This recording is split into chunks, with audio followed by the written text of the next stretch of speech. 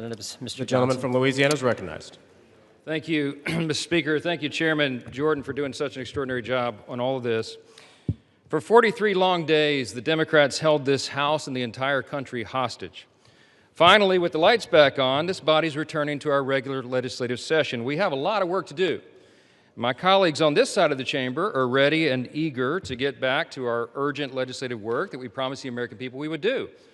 We've got to continue lowering the cost of health care. We've got to bring down prices for American families, and we've got to finish the regular appropriations process, just to name a few of those priorities.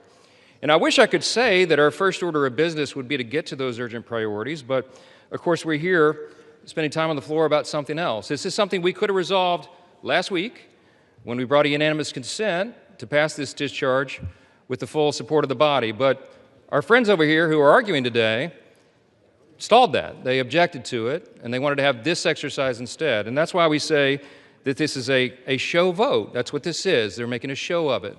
And it really is a shame. We have some heroic women in the chamber today. I met with many of them a while back. They're in the gallery here. They have come forward. They have shown their faces. They've used their names to share the unspeakable tragedies that many of them were subjected to, some of them when they were very young. And it is a heroic service to the country. They are seeking justice, and the justice has been delayed for too long. The Department of Justice, many years ago, should have brought these charges. It took too long to do it. And now we're in this process of making sure all the American people get the information, but we have to do it in the right way, After 4 years of Democrat control under President Biden, they were not truthful with us about a lot of things. The Democrats insisted the border was secure. We knew it wasn't. They insisted that inflation was transitory. We knew it wouldn't be. They misled the American people about the obvious mental and physical decline of the previous commander-in-chief. And now those same Democrats are demanding transparency. Suddenly, transparency is their new word. Out of nowhere, they've taken a curious concern in the Epstein investigation, all in the name of that, in the name of transparency. But the question has been asked here many times during the debate on the floor, and everybody questioning why it is that Democrats have done this right now have to look at the obvious facts. The Democrats had all the Epstein files in their possession for 4 long years under the Biden presidency.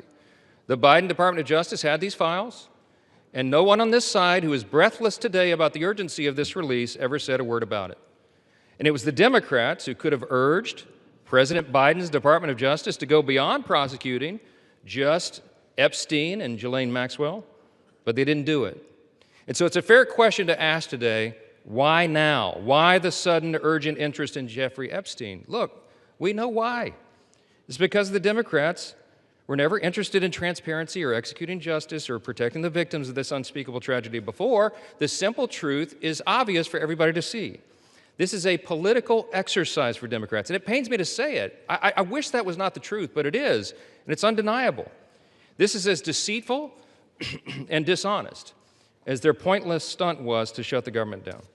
Democrats are using the Epstein tragedy, the unspeakable evils that this guy committed with his trafficking ring and all of the abuses that they made these young women go through. They're using that as a political weapon to try to distract from their failures as a party and to try their best to try to tie President Trump somehow into this wretched scandal. The president had nothing to do with it. He's been very clear, and he has nothing to hide, and that's why he's endorsed the vote today. I suspect this vote will be probably unanimous. But here's the important point that everybody needs to understand. We have been advocates of maximum transparency, but we have also insisted that the victims be carefully protected. The Oversight Committee has been doing extraordinary work, and we've got some of the most vigorous advocates on the Republican and Democrat side on the Oversight Committee. They've been working in earnest to deliver transparency for the American people and to do it in a responsible manner. What do we mean by that? The bipartisan effort over there is already producing all the results that the discharge petition seeks and much, much more. Chairman Comer and all of these advocates over there have been releasing thousands of documents, for example, from the Epstein estate. By the way, in my view, that's been the greatest treasure trove of information because it's yielded for us Epstein's own personal flight logs, his financial records, his daily calendars, and so much more. But importantly, none of that was addressed or is addressed in the legislation that's being voted on today. The estate files wouldn't even have been encompassed in that.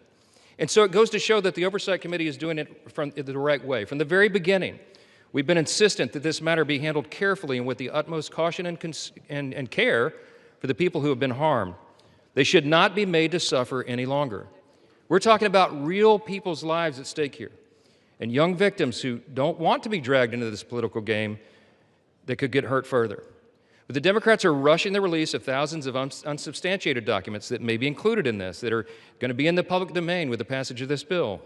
And there are serious deficiencies in the legislation that I have noted at length, and Republicans have to work to address those deficiencies in the Senate if and when this legislation is advanced. I stood before the American public today at our press conference, and I explained in detail the dangers of the discharge petition. We have posted at my website, speaker.gov, a summary. The legal counsel, a small army of lawyers, put this together. I used to be a federal court litigator. Many of my colleagues who have spoken today were. We understand the dangers of how this was haphazardly drawn up. And among them, by the way, Mr. Speaker, before I forget, I seek unanimous consent to enter into this document into the record. It's on the website. It's entitled, How the Flaws of H.R. 4405 Could Re-Victimize Epstein's Victims, Create New Victims, and Damage the Judicial System. It is dated today. Thank you. And it summarizes just 5 or 6 of the major concerns. Among them, it fails to fully protect victim privacy. It could create new categories of victims. It potentially jeopardizes grand jury secrecy. It fails to prohibit release of child sexual abuse materials that are not appropriately defined in the legislation. It jeopardizes future federal investigations, and we have national security concerns regarding classified information. We'll put this in the record because we need the legislative record to reflect what is the legislative intent behind this vote. I used to litigate cases. We would litigate federal statutes and whether or not they could survive, and legislative intent is important, and we need to say clearly for the record, as a Speaker of the House, I'm saying to you, this legislation that will pass today is flawed and it must be amended. The question is, why didn't we amend it here before we passed it? Because the authors won't allow it. Because under the rules of the House, under a discharge petition, they have to agree to consent for the legislation to be amended, and they're not doing that. So now we rely upon our partners in the other chamber to get that done, and they need to do that.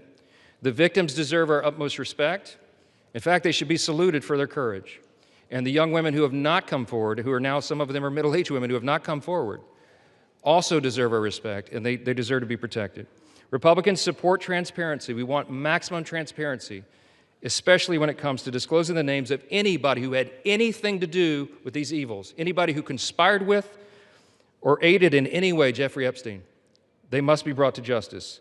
We want the bill to be amended so it doesn't, at the same time, violate victim privacy, create new victims, disclose the names of any whistleblower or informant, cause the release of grand jury materials or child sexual abuse materials, or undermine our national security. And if and when the Senate takes this up, we will work with our colleagues over there to make sure that these things are corrected. I'll just close with this simple thought. We've been at this a while. It's drug on for a while, but it's time for this to come to light. I expect that this will be a unanimous vote, and it will reflect what I think every member in this chamber, and I'll say this now, at least in recent days, every member of the chamber on the Democrat side, they didn't say anything for 4 years, but they're for maximum transparency now, and so is this side. But we want to do it in a respectful and careful manner so that we don't subject innocent people to further harm. And that has been the whole thing. I told all my members today I'll be voting yes on this, and I suspect almost everyone will. We'll send it to the Senate, and we hope it's corrected. Thank you for the time, Mr. Speaker, and I yield back. Gentleman reserves. The gentleman from Maryland is recognized. I'm yielding to Mr. Gomez for the sole purpose of making a parliamentary inquiry. Mr. Gomez is recognized. Mr. Speaker, I rise to ask a point of parliamentary inquiry. Is this an appropriate time to point out that the Republicans named Children's Savings Account in their so-called One Big Beautiful Bill after Donald Trump, someone connected to one of the most notorious pedophiles in this country, or that the Speaker of the House just lied on the floor by stating that there was protection, there isn't protections for the victims in the Epstein bill? The gentleman is no longer recognized. The gentleman from Maryland, you are recognized. Thank you. I am prepared to close.